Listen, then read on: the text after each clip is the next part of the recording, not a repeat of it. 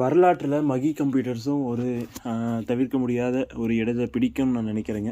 ஏன்னா மக்களுக்காக பார்த்திங்கன்னா நம்ம வாழ்வாதாரத்துக்காக ஒரு தொழிலாக இருந்தாலும் சிறந்த சேவையை பார்த்திங்கனாக்கா மக்களுக்காக வழங்குன்றதே முக்கிய நோக்கங்க.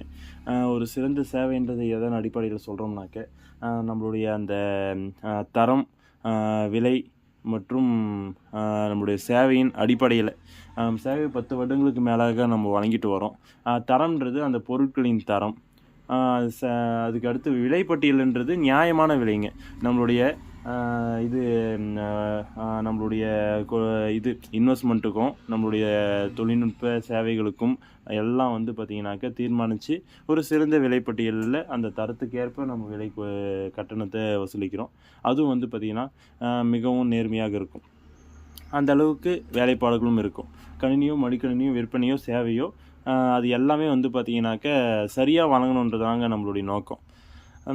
அதே போல் உங்களுக்கு கணினிக்கோ மடிக்கணினிக்கோ தேவையான உதிரி பாகங்கள் அனைத்தும் நம்மிடம் கிடைக்குங்க.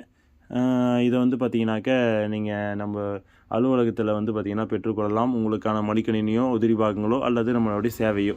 நம்மளுடைய அலுவலகம் திருப்பத்தூர் மாவட்டத்தில் புதுப்பேட்டை ரோட்டில் கலெக்டர் பங்களா இதில் இருக்குங்க. இதுக்கு முன்னே நம்ம அலுவலகத்துக்கு நீங்கள் வந்திருக்கீங்கன்னா ரொம்ப மகிழ்ச்சிங்க. இனிமேல் வர போகிறீங்கனாலும் வரவேற்கிறோம், அன்புடன் வரவேற்கிறோம். இந்த காணொலி பிடிச்சிருந்தால் லைக் பண்ணுங்கள். அடுத்தடுத்த வீடியோவில் சந்திக்கலாம். ஒரு வரலாற்றை உருவாக்குவோம். ஒவ்வொரு மனிதனும் ஒரு அர்த்தமுள்ள வாழ்க்கையை வாழ்ந்துட்டு போகணுங்க.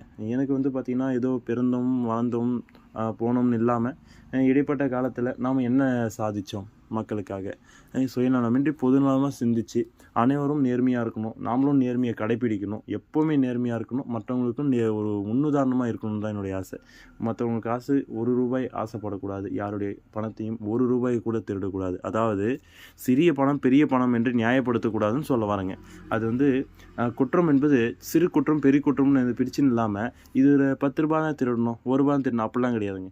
கோடி ரூபா திருநாளும் திட்டு தான், ₹1 திருநாளும் திட்டு தான். அந்த மாதிரி ஒவ்வொருத்தரும் யாரையும் ஏமாற்றக்கூடாது.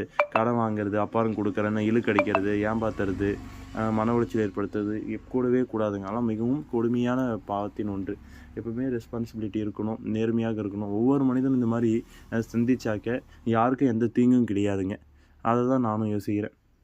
எப்பவுமே பார்த்திங்கன்னா நேர்மையாக யாருக்கும் கஷ்டத்தை கொடுக்காமல் வாழ்கிற வாழ்க்கையை உண்மையான சிறந்த அர்த்தமுள்ள வாழ்க்கைன்னு நினைக்கிறேன். அடுத்தடுத்த வீடியோவில் சந்திக்கலாம். நன்றி, வணக்கம்.